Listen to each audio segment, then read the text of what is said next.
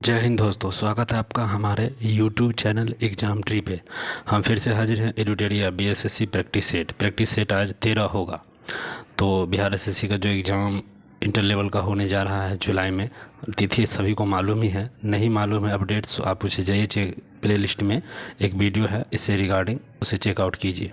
तो हम लोग चलेंगे क्वेश्चन पे बिना देर किए हुए, लेकिन पहली बार है तो सब्सक्राइब करके बेल आइकन को दबा दीजिए। साथ में लाइक शेयर एंड कमेंट जरूर करके जाएं, इतना तो आप कर ही सकते हैं। चलिए हम लोग क्वेश्चन बात करेंगे। आज प्रैक्टिस सेट 13 होगा। हम लोग 75 MCQ एडुटेरिया पब्लिकेशंस की बुक को 75 सिर्फ GS को हम देखेंगे, और जहाँ भी ज़रूरत होगा एक्सप्लेन करने का वहाँ पर एक्सप्लेन किए जाएंगे। तो चलिए, बिल्कुल 20 से 25 मिनट का वीडियो है, रामबाण है, अंत तक बने रहिएगा। PDF चाहिए तो आप हमारे टेलीग्राम चैनल को ज्वाइन कीजिए, और लिंक डिस्क्रिप्शन बॉक्स में अवेलेबल है। तो चलिए आइए हैं क्वेश्चन पे। तो देख सकते हैं ये वॉल्यूम 2 है एडुटेरिया का। आप इसे मार्केट से भी परचेज कर सकते हैं। टोटल प्रैक्टिस सेट 15 है। हम लोग 13 नंबर प्रैक्टिस सेट को देखने जा रहे हैं। तो चलिए आइए 13 नंबर क्वेश्चंस पे। टोटल 150 क्वेश्चन पूछे जाएंगे। 600 नंबर का 75 GS रहेंगे, 25 मैथ एंड 50 रीजनिंग का। तो 13 नंबर प्रैक्टिस सेट है। क्वेश्चन नंबर 1 क्या है? 9वीं शताब्दी ईस्वी में निम्नलिखित में से किसके द्वारा चोल साम्राज्य की नींव डाली गई थी? जो 9वीं शताब्दी थी उसमें चोल द्वारा 9वीं शताब्दी में नींव डाली गई थी। तो कौन सा वो चोल शासक था? तो विजयालय। कौन था? तो विजयालय ने इसकी नींव डाली थी 9वीं शताब्दी में। तो 1 का 3 हो जाएगा। अगला क्वेश्चन 2 नंबर है। निम्नलिखित मध्यकालीन संतों को काल अनुसार व्यवस्थित करना है। जो संत है उनको कालानुसार को व्यवस्थित करना है, सजाना है। तो सबसे पहले हो जाएंगे शंकराचार्य, देख सकते हैं वही में है। उसके बाद रामानुजाचार्य, फिर माधवाचार्य और फिर वल्लभाचार्य। तो 2 का 3 is the correct answer. Next question की बात करते हैं। 3 नंबर, ब्रिटिश इंडिया कंपनी ने मुंबई प्रांत किससे प्राप्त किया था? जो बम्बई प्रांत प्राप्त किया गया था किनसे? एक दहेज वाला हुआ था, शादी ब्याह हुआ था, सबको मालूम ही है। और वह बम्बई प्रांत प्राप्त किया गया था उस समय। बम्बई प्रांत जो हुआ था, और कैथरीन और वो कौन थे, ब्रिटिश राजकुमार की शादी हुई थी। कैथरीन ब्रेंगेंजा का विवाह हुआ था 61 में, 1661 में। तो पुर्तगाली के थे, तो पुर्तगालियों से उसने प्राप्त किया था। और 68 में उसको लीज पर दे दिया था राजकुमार चार्ल्स ने। बम्बई को 10 पाउंड पे ही लीज दे दिया गया था। तो पुर्तगाली से प्राप्त हुआ था ना। 3 का D। नेक्स्ट क्वेश्चन की बात करेंगे। 4, किसने एक तरफ संस्कृत मुद्रा लेखन के साथ चांदी के सिक्के का निर्गत किया? संस्कृत मुद्रा लेखन के साथ चांदी के सिक्कों को जारी करने वाला कौन था? तो महमूद गजनबी ने संस्कृत मुद्रा लेखन के साथ साथ चांदी के सिक्के को जारी किया था। 4 का B हो जाएगा। नेक्स्ट क्वेश्चन की बात करते हैं। 5, आर्यों का भारत में प्रथम अस्थाई निवास क्या था? आर्यों का भारत में प्रथम अस्थाई निवास की बात होगा तो यह क्या था? तो पंजाब था। प्रथम अस्थाई निवास कहाँ था? तो पंजाब था। नेक्स्ट क्वेश्चन करते हैं। 6 नंबर है। उपनिषद पुस्तक निम्न में से किस पर आधारित है? जो उपनिषद पुस्तक था किस पर आधारित है? तो उपनिषद जो है वो आधारित किस पर था? दर्शन पर। उपनिषद दर्शन पर आधारित है। 6 का C। Next question 7 number, Jahangir की आत्मकथा तुजक ए जहांगीरी किस भाषा में लिखा गया था? आत्मकथा तुजक ए जहांगीरी को लिखने वाला फारसी भाषा में लिखा गया था। तुजक ए जहांगीरी फारसी भाषा में। और यह फारसी भाषा में ये फ्रांसिस पल्सर्ट ने जहांगीर के शासनकाल में यात्रा किया था। एक ये पल्सर्ट भी जो था, हाँ। और जहांगीर को लाहौर के निकट शहादरा में दफनाया गया था। वहाँ पे न्याय का जंजीर भी इसको कहा गया है। और बाबर ने अपनी आत्मकथा बाबर नामक तुर्की भाषा में लिखा था, लेकिन जहांगीर की आत्मकथा जो फारसी भाषा में था। और अकबर की रचना जो अबुल फजल ने किया था ये भी फारसी में था। और हुमायूं नामा की रचना गुलबदन बेगम ने किया था। तो ये सब इतिहास का कुछ क्वेश्चन थे। तो इसका आंसर कौन हो गया? तो फारसी हो गया। 7 का C। नेक्स्ट क्वेश्चन करेंगे। 8 नंबर, किसके नेतृत्व में अंग्रेजों ने सिंध पर अधिग्रहण कर लिया? अंग्रेजों ने सिंध पर अधिग्रहण कर लिया था किसके नेतृत्व में? तो चार्ल्स नेपियर के नेतृत्व में अधिग्रहण कर लिया था। चार्ल्स नेपियर के अधिनित्व में क्या कर लिया? तो अधिग्रहण कर लिया गया था। तो नेक्स्ट क्वेश्चन हो जाएगा। नेक्स्ट क्वेश्चन है 4 ने पेड़ 8 का ए हो गया। 9 नंबर देख लीजिए, सत्यशोधक समाज, सत्यशोधक समाज के स्थापना किसने किया था? सत्यशोधक समाज की स्थापना ज्योतिबा फूले। 9 का बी हो जाएगा, ज्योतिबा फूले। नेक्स्ट क्वेश्चन है 10 नंबर, निम्न में से किसने भारतीय राष्ट्रीय कांग्रेस के अधिवेशन की अध्यक्षता किया था? तो भारतीय राष्ट्रीय कांग्रेस के अधिवेशन की अध्यक्षता निम्न में से कौन कौन किया था?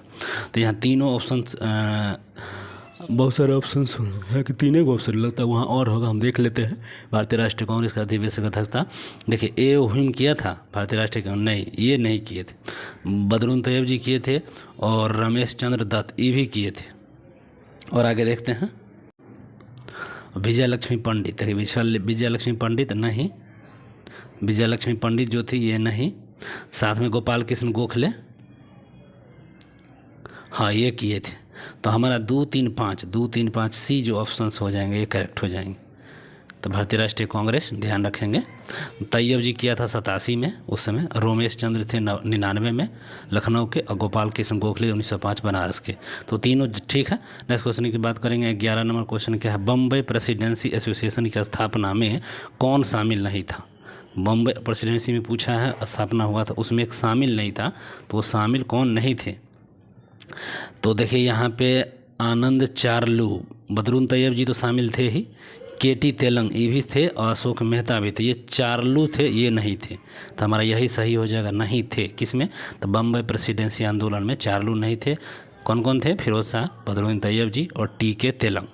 नेक्स्ट क्वेश्चन करेंगे 12 नंबर, दीवाने अर्ज विभाग, दीवाने अर्ज याद रखना है। दीवाने अर्ज विभाग जो स्थापना हुआ था ये कौन सा विभाग था? तो रक्षा विभाग। दीवाने अर्ज जो था रक्षा विभाग था। दीवाने अर्ज कौन था? तो रक्षा विभाग था। दीवाने अर्ज अथवा आरिज ए मुमलिक सल्तनत काल का ही सैन्य विभाग था, रक्षा विभाग था, ध्यान रखेंगे। बलबन के द्वारा हुआ था स्थापना, बलबन के द्वारा अगर बात करेंगे तो बलबन के द्वारा यह स्थापना हुआ था। नेक्स्ट क्वेश्चन करेंगे 13, 18 वर्ष की आयु पर मताधिकार का प्रयोग पहली बार आम चुनाव में कब किया गया था? 18 वर्ष की आयु में मताधिकार का प्रयोग पहली बार पूछा है, पहली बार कब किया गया था? तो 89 में किया गया था, 1989 में इसका किया गया था पहली बार। वो 61वां संविधान संशोधन ने घटा 21 वर्ष से घटा 18 वर्ष कर दिया गया था, और भी 28 मार्च याद रखिएगा 1989 में यह प्रभावी हो गया था, 18 से 21 वर्ष कर दिया गया था। और 9वीं लोकसभा उस समय आम चुनाव हुआ था इसमें, 9वीं, उसके बाद 9वीं लोकसभा में हुआ था, ध्यान रखेंगे। तो चलिए 14 नंबर क्वेश्चन पे आते हैं। अंतर्राज्यीय परिषद के गठन के प्रावधान भारतीय संविधान के किस अनुच्छेद में? तो अंतर्राज्यीय परिषद है, इंटर स्टेट काउंसिलिंग है, उसका प्रावधान 263 आर्टिकल है, ध्यान रखेंगे। 263 आर्टिकल में अंतर्राज्यीय परिषद के गठन का प्रावधान है, वर्णित है। 262 अंतर्राज्यीय जल विवाद की बात हो जाएगा, ये अंतर्राष्ट्रीय जल विवाद की बात हो जाता है। 266 की बात करेंगे तो संचित निधि है, और 267 आकस्मिक निधि, ये आकस्मिक निधि था। चलिए तो 14 का हमारा ऐसे आंसर बी होता है। चलेंगे 15, भारत के संविधान सभा का संवैधानिक सलाहकार कौन है? भारत की संविधान सभा का संवैधानिक सलाहकार की बात पूछेगा तो बी.एन. राव। बी.एन. राव जी कहाँ है? सी में है। तो बी.एन. राव कौन थे? संवैधानिक सलाहकार थे बी.एन. राव, तो ध्यान रखेंगे बी.एन. राव के लिए। प्रथम बैठक हुआ था संविधान सभा का 9 दिसंबर 1946 को, जिसके अस्थायी अध्यक्ष सच्चिदानंद सिन्हा थे, सच्चिदानंद सिन्हा। 11 दिसंबर जो हुआ था उसके अस्थायी राजेंद्र प्रसाद जी थे, और संवैधानिक सलाहकार के रूप में उसी समय उनको नियुक्त किया गया था 11 दिसंबर को ही, बी.एन. राव को। नेक्स्ट क्वेश्चन करेंगे 16, राज्य की विधानसभा के 17 आवासन के आदेश किसके द्वारा दिया जाता है? राज्य की विधानसभा के 17 आवासन के आदेश किसके द्वारा दिया जाता है? तो वह राज्यपाल के द्वारा दिया जाता है, राज्यपाल के द्वारा। सी के 16 का सी हो जाएगा। अगर आर्टिकल की बात करेगा तो 174 का क्लॉज 2 हो जाएगा। राज्य के विधानसभा के 17 आवासन जो बुलाया जाता है राज्यपाल बुलाता है, केंद्र में राष्ट्रपति बुलाते हैं। 174 के 2 के तहत राज्यपाल विधानसभा के 17 आवासन को बुलाता है, ध्यान रखेंगे आर्टिकल को भी। नेक्स्ट क्वेश्चन की बात करें, भारत में संसदीय प्रश्न पूछे जाने की प्रक्रिया सर्वप्रथम किस अधिनियम द्वारा शुरू की गई थी? भारत में संसदीय प्रश्न पूछने का प्रक्रिया सर्वप्रथम किस अधिनियम द्वारा पूछा है? संसदीय प्रश्न पूछने की प्रक्रिया किस अधिनियम द्वारा की गई थी? कौन से संशोधन अधिनियम द्वारा की गया था वो पूछ दिया है। तो 1892 भारत शासन अधिनियम था, भारत परिषद अधिनियम 1892 के तहत किया गया था। संसदीय प्रश्न पूछने की प्रक्रिया सर्वप्रथम इंग्लैंड से लाया गया था, याद रखेंगे इंग्लैंड से यह हुआ था, 1721 में यह प्रारंभ हुआ था। और यहाँ पर 1892 अधिनियम के तहत यहाँ से लाया गया था। और वह प्रथम 1 घंटा जो होता है 11 से 12 का जो प्रश्न पूछे जाते हैं कार्यवाही में, प्रथम घंटा जो होता है प्रश्नकाल होता है 11 से 12, शून्यकाल 12 से 1 होता है, प्रश्नकाल 11 से 12। चलिए आते हैं 18 नंबर क्वेश्चन पे। कानून द्वारा स्थापित प्रक्रिया किस देश से लिया गया था? कानून द्वारा स्थापित प्रक्रिया जो लिया गया था जापान से, तो जापान से लिया गया था। कानून द्वारा स्थापित प्रक्रिया जापान से लिया गया था। और भारत में कानून का शासन ब्रिटेन से लिया गया था। ब्रिटेन से लिया गया था कानून का शासन, ब्रिटेन से। ब्रिटिश साम्राज्य है पहला ऑप्शन जो है ये ब्रिटेन से लिया गया था। और प्रस्तावना की बात करिएगा तो ये ऑस्ट्रेलिया से लिया गया था, डी वाला जो ऑप्शन है प्रस्तावना। और दक्षिण अफ्रीका से क्या लिया गया था?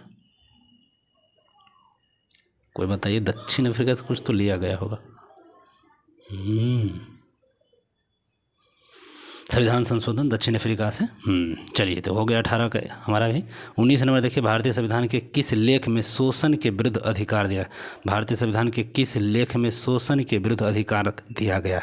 तो शोषण के विरुद्ध अधिकार, शोषण के विरुद्ध कौन से अनुच्छेद में है? तो हमारा 23-24 है, अनुच्छेद 23-24 शोषण के विरुद्ध हो जाएगा। 14 से 18 समानता का अधिकार है। स्वतंत्रता का अधिकार 19 से 22 होता है। शोषण के विरुद्ध 23 से 24। धार्मिक स्वतंत्रता का होता है 25 से 28। और संवैधानिक उपचारों का अधिकार 32। और संस्कृति और शिक्षा का अधिकार 29 से 30। तो बिल्कुल इन सारे को हम लोग क्लिक किए हैं। नेक्स्ट क्वेश्चन करेंगे 20 नंबर। सहकारी आयोग का गठन किस विषय की रिपोर्ट देता है? तो जो सहकारी आयोग का गठन किस विषय पर रिपोर्ट देने के लिए किया गया था? सहकारी केंद्र राज्य संबंध, केंद्र राज्य संबंध कहाँ है? बी में है, 20 का बी। केंद्र राज्य संबंध सहकारी आयोग का गठन 1983 को हुआ था। चलिए अगला करेंगे क्वेश्चन। सुबनसिरी किसकी सहायक नदी है? सुबनसिरी जो है यह ब्रह्मपुत्र की सहायक नदी है। लोहित नदी वही ब्रह्मपुत्र की ही सहायक नदी है। मानस, कामेंग, मानस भी ले सकते हैं, कामेंग, सुबनसिरी ये सब किसके हैं? तो ब्रह्मपुत्र की सहायक नदी। 21 का ए करेक्ट हो जाएगा। 22 करेंगे, निम्नलिखित में से कौन सा युग सुमेलित नहीं है? सुमेलित नहीं पूछा गया है, कौन सा नहीं है? कोयली है जो गुजरात में, बिल्कुल ठीक है। नागापट्टनम, नागापट्टनम ये गलत है, नागापट्टनम ये गलत हो जाएगा, यही हमारा आंसर मिलता है। और नुमलीगढ़ जो है असम में ठीक है, और मनाली तमिलनाडु में ठीक है। तो कौन सुमेलित नहीं था? नागापट्टनम जो है ये गलत था। तो चलिए आगे चलते हैं। 23 नंबर। पृथ्वी सूर्य के का सबसे नज़दीक होता है। पृथ्वी जो है सूर्य के सबसे नज़दीक होता है 3 जनवरी को होता है, जिसको उपसौर बोलते हैं। उपसौर ध्यान रखेंगे, उपसौर। सबसे अधिक दूरी से होता है 4 जुलाई को, जिसको बोलते हैं अपसौर। नेक्स्ट क्वेश्चन करेंगे अब 24 नंबर। यदि पृथ्वी की घूर्णन गति न हो तो उसका परिणाम यह होगा। जब घूर्णन नहीं होगा तो उसका परिणाम क्या होगा? जब घूर्णन ही नहीं करेगा तो उसका परिणाम क्या हो जाएगा? सूर्योदय सूर्यास्त नहीं होगा, बिल्कुल सही, यह नहीं होगा, ये बिल्कुल गलत, ये नहीं होगा, एकदम सही है। दिन और रात चक्र नहीं होगा, ये भी सही है, केवल ऋतु होगी। तो हमारा सिर्फ 1 और 2 सही है, ये गलत दिया हुआ है। तो पूछा क्या नहीं होगा, तो 1 और 2 कहाँ पे है? तक बी, 24 का बी द करेक्ट हो जाएगा हमारा आंसर। नेक्स्ट क्वेश्चन करेंगे 25। किन ज्वारों की ऊंचाई सामान्य ज्वार से 20% अधिक होती है? 20% अधिक होती है किन ज्वारों की ऊंचाई सामान्य ज्वार से? तो बृहद ज्वार भाटा जो होता है, बृहद ज्वार भाटा ए, उसका जो होता है अधिक होता है। फंडी की खाड़ी में सबसे ऊंची ज्वार भाटा आती है फंडी की खाड़ी में। गुजरात में ओखा तट पर आता है सबसे ऊंचा ज्वार भाटा, तो इसको ध्यान रखेगा। और सबसे अधिक ज्वार भाटा 4 में प्रतिदिन आता है, जो इंग्लैंड के कुछ है, सैंडी बीच या कौन सा जगह था वहाँ पे कुछ है, वहाँ पर 4 बार आता है दिन में। तो ध्यान रखिएगा इन चीज़ों क्वेश्चंस को, बहुत भी आया है। नेक्स्ट क्वेश्चन 26 है। निम्नलिखित में से कौन सी नदी बंगाल की खाड़ी में नहीं गिरती? याद रखिए बंगाल की खाड़ी में नहीं गिरेगी। तो बंगाल की खाड़ी में नहीं गिरती है नर्मदा, बिल्कुल नहीं गिरेगा। ताप्ती भी नहीं गिरेगा, ए और बी दोनों, लेकिन महानदी तो गिरती ही है। तो हमारा आंसर डी हो जाएगा, 26 का डी, जो बंगाल की खाड़ी में नहीं गिरने वाला, नर्मदा और ताप्ती। नेक्स्ट क्वेश्चन करेंगे 27 नंबर। 27 नंबर क्वेश्चन क्या है? यहाँ ज्वालामुखी रिलेटेड है, सूची 1 और सूची 2 से मिलाना है। 27 नंबर में देखिए सूची 1 में क्या है? मेना, मेना ज्वालामुखी है, ये फिलीपींस में होगा। मेना ज्वालामुखी का हम फिलीपींस से मैच करेंगे। माउंट सस्ता, माउंट सस्ता ज्वालामुखी कहाँ है? तो यूएसए हो जाएगा, 2 का ए। और चिम्बोरिजो, चिम्बोरिजो जो है ये ज्वालामुखी इक्वाडोर हो जाएगा, डी ऑप्शन 4 वाला। और माउंट हेकला, माउंट हेकला जो हो जाएगा आइसलैंड में है। माउंट हेकला जो हो जाएगा आइसलैंड में, माउंट हेकला। तो ये चारों हो जाएगा, देख लीजिए ऑप्शन क्या है। 2 1 उसके बाद 4 3, 2 1 4 3, इसका ऑप्शन 2 1 4 3 बी द करेक्ट हमें मिल रहा है। तो चलिए 27 का बी। नेक्स्ट क्वेश्चन करेंगे 28, किस पंचवर्षीय योजना के अंतर्गत समाज के समाजवादी ढांचे की स्थापना का संकल्प लिया गया था? तो किस पंचवर्षीय योजना की बात कह रहा है? तो द्वितीय पंचवर्षीय योजना में यह बात हुई थी, समाजवाद के समाजवादी ढांचे की स्थापना करना। नेक्स्ट क्वेश्चन की बात करिए अब 29, पिछड़े देशों के लिए रोलिंग प्लान का सुझाव किसके द्वारा दिया गया था? जो पिछड़ा देश लोग है उसके लिए रोलिंग प्लान का सुझाव दिया गया था, तो वो किसके द्वारा दिया गया था? तो गुरनाल मेंडल, तो गुरनाल मेंडल के ही द्वारा दिया गया था, ए ऑप्शन हो जाएगा। और यह 1978 के द्वारा 1978 में गुरनाल मेंडल उस मोरारजी देसाई के नेतृत्व में जनता पार्टी ने यह कार्य को लागू किया था। 1980 में इंदिरा गांधी, ठीक है, नेतृत्व में यह इसे पुनः पंचवर्षीय योजना में स्वीकार कर लिया गया था। 78 वही, और लेकिन इंदिरा गांधी 80 में आई थी तो फिर इसको स्वीकार किया गया था फिर से। चलिए, तो हमारा ये भी हो गया। 30 नंबर देख लीजिए, भारतीय लघु उद्योग विकास बैंक, सिडबी जो होता है, सिडबी का मुख्यालय बताना है। सिडबी का लखनऊ हो जाएगा, लखनऊ। नेक्स्ट क्वेश्चन करेंगे, निम्नलिखित में से कौन ओलंपिक में लगातार दो पदक जीतने वाली पहली भारतीय महिला बनी? तो ओलंपिक में लगातार पीवी सिंधु जीती है, पीवी सिंधु ही यहाँ है, पीटी उषा अलग है, पीवी सिंधु अलग है। तो 31 का डी हो जाएगा। नेक्स्ट क्वेश्चन करेंगे, शहतूत रेशम का अग्रणी उत्पादक, शहतूत रेशम ध्यान रखिएगा, उसके अग्रणी उत्पादक कर्नाटक है, शहतूत के कर्नाटक होते हैं अग्रणी उत्पादन, फिर आंध्र प्रदेश, फिर पश्चिम बंगाल, ध्यान रखेंगे। नेक्स्ट क्वेश्चन होता है, बजट पत्र लेख पत्र है, बजट एक लेख पत्र है, इसका क्या मतलब होता है? बजट जो पत्र होता है एक लेख, यह सरकार संबंधित कुछ होती है, सरकार की राजकोषीय नीति का, बिल्कुल सी जो ऑप्शन है वो करेक्ट हो जाएगा। सरकार की राजकोषीय नीति बजट एक लेख पत्र है। तो ध्यान रखेंगे, यह 1 अप्रैल से लेकर आपको 31 मार्च तक का बजट का सत्र रहता है। बजट का वित्तीय वर्ष रहेगा 1 अप्रैल से 31 मार्च तक होता है। नेक्स्ट क्वेश्चन करेंगे 34 नंबर, निम्न में से प्रत्यक्ष कर कौन सा है? प्रत्यक्ष कर की बात हो रहा है, तो प्रत्यक्ष कर आयकर होता है, आयकर एक प्रकार का प्रत्यक्ष कर है, आयकर एक प्रकार का क्या है? प्रत्यक्ष कर है, तो प्रत्यक्ष कर आयकर हो गया। नेक्स्ट क्वेश्चन करेंगे, द हिल पैलेस संग्रहालय भारत के किस राज्य में स्थित है? द हिल पैलेस संग्रहालय भारत के किस राज्य में है? तो यह केरल में हो जाएगा, केरल में हिल पैलेस है और वह एर्नाकुलम जिले में स्थित है। द हिल पैलेस संग्रहालय कहाँ है? तो एर्नाकुलम में, ध्यान रखिएगा इसका। केरल का सबसे बड़ा पुरातात्विक संग्रहालय यहीं पर है। अगला क्वेश्चन करते हैं 36 नंबर।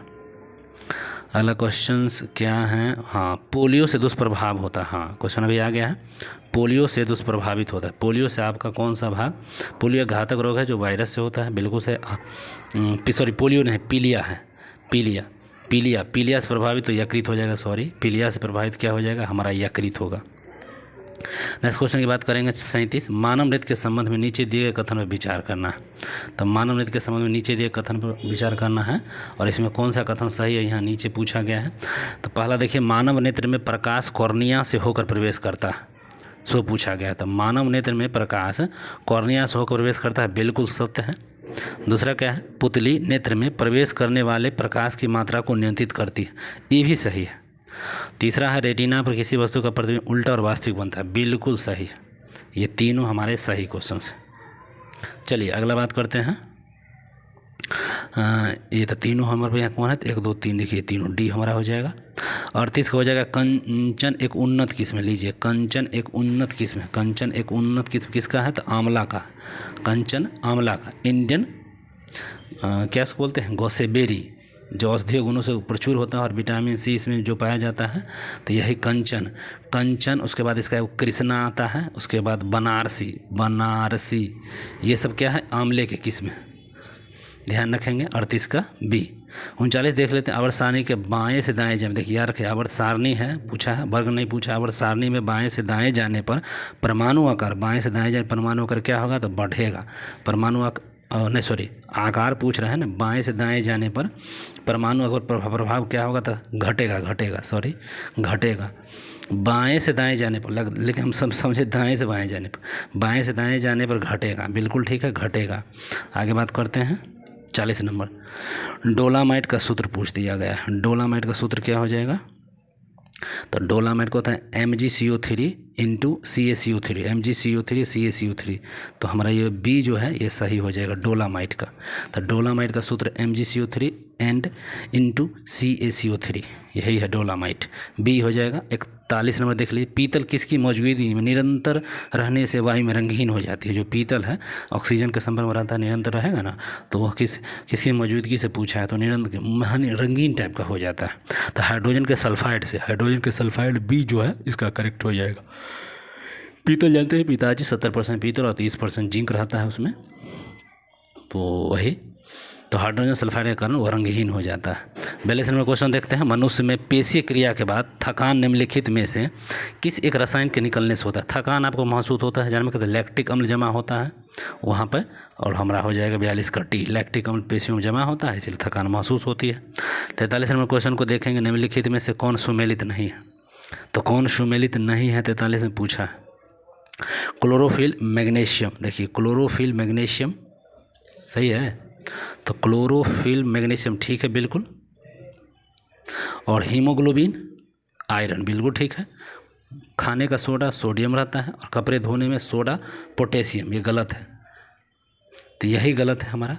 कपड़े धोने में सोडा पोटेशियम पूछा तो ये गलत होएगा। कपड़े धोने में सोडियम कार्बोनेट होता है, पोटेशियम नहीं होता है, सोडियम कार्बोनेट होता है। 46 का डी हमारा आंसर हो जाएगा। नेक्स्ट क्वेश्चन करेंगे, 46 का 43 था, 44 अब होगा। कपास की कीट रोधी पौधे अनुवांशिकी इंजीनियरिंग द्वारा एक जीन को निर्दिष्ट कर निर्मित किए गए हैं, जो लिया गया है, किससे लिया गया है, तो पौधों से ही लिया गया, कपास पौधे से ही लिया जाएगा, और उसी को यहाँ पर जेनेटिक इंजीनियरिंग किया गया है, जीन में परिवर्तन किया गया है। 44 का डी आंसर हो जाएगा। आइए अगला, तो 44 का अगला क्वेश्चन 45 है, विभिन्न संस्कृतियों के वैज्ञानिक वितरण के तुलनात्मक अध्ययन को क्या कहते हैं। विभिन्न संस्कृति के वैज्ञानिक वितरण के तुलनात्मक अध्ययन को क्या कहिएगा, तो उस तुलनात्मक अध्ययन को हम लोग कहेंगे इथेनोलॉजी। इथेनोलॉजी कहाँ पे है, तो ए में हो जाएगा, ए में है इथेनोलॉजी, ध्यान रखिएगा इथेनोलॉजी। अगला क्वेश्चन हो जाएगा 46 में क्या है, निम्नलिखित में से कौन सा एक सुमेलित नहीं है, तो कौन सा एक सुमेलित नहीं है। देखिए डेसिबल जो है ध्वनि की विपरीतता बिल्कुल सही है। अश्वशक्ति शक्ति की इकाई 101 अश्वशक्ति होता है, 746 वाट जानवे करते हैं,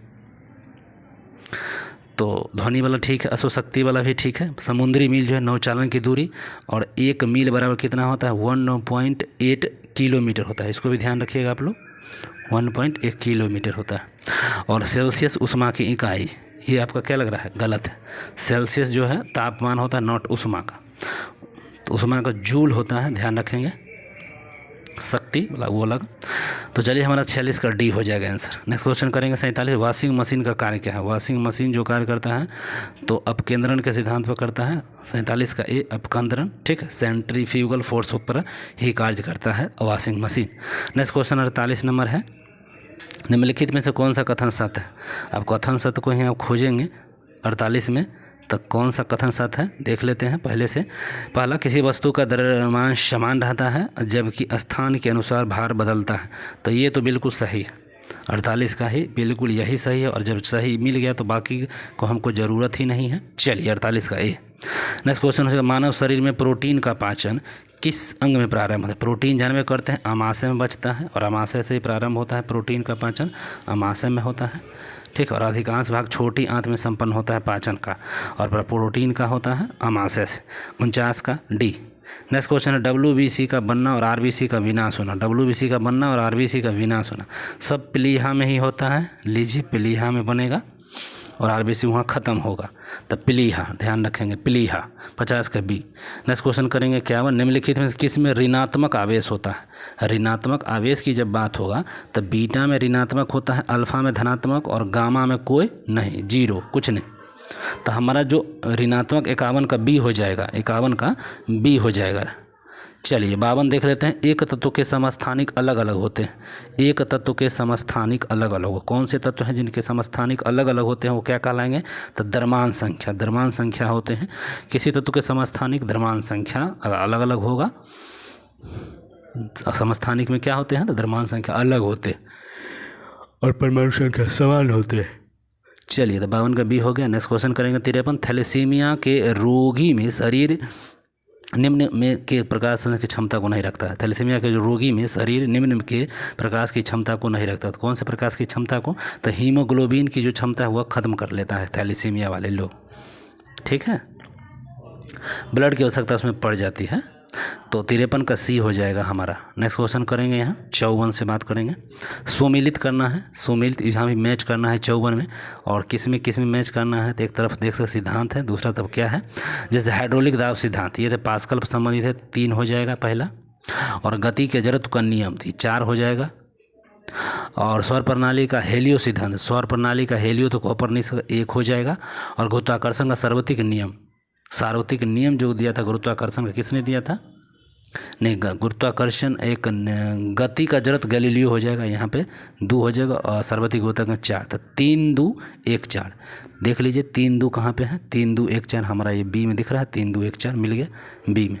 चलिए आगे चलेंगे क्वेश्चन। हवाई जहाज की यात्रा करते समय पेन की स्याही निकलने लगे। बिल्कुल, वहाँ क्या होता है? दाब क्या होता है? निम्न दाब हो जाता है, दाब में कमी होती है ना, निम्न दाब हो जाता है। तो वहाँ वायु दाब में कमी के कारण वहाँ पर क्या होता है? पेन की स्याही से इंक निकलने लगती है। ऊंचाई बढ़ने से दाबमान घटता है, दाब। चलिए, तो 55 का भी ए मिल चुका है। नेक्स्ट क्वेश्चन होगा 56। वास्तविक गैस निम्न परिस्थितियों में आदर्श गैस का व्यवहार करते। जो वास्तविक गैस होता है किन सी परिस्थिति में आदर्श गैस का व्यवहार करेगा? तो वह निम्न दाब और उच्च ताप पर। जब निम्न दाब हो जाएगा और उच्च ताप, माने बी जो हमारा ये करेक्ट हो जाएगा। जब ऐसा स्थिति आएगा तो वह आदर्श गैस का व्यवहार करने लगता है, वास्तविक गैस। तो 56 का बी। नेक्स्ट क्वेश्चन करेंगे 57। निम्नलिखित में से किसी से टेप रिकॉर्डर टेप लेते होता है? तो जो फेरोमैग्नेटिक चूर्ण होता है उसी से वह टेप रिकॉर्डर क्या होता है? लेपित होती है। टेप रिकॉर्डर जो फेरोमैग्नेटिक चूर्ण से लेपन होता है। 57 का भी।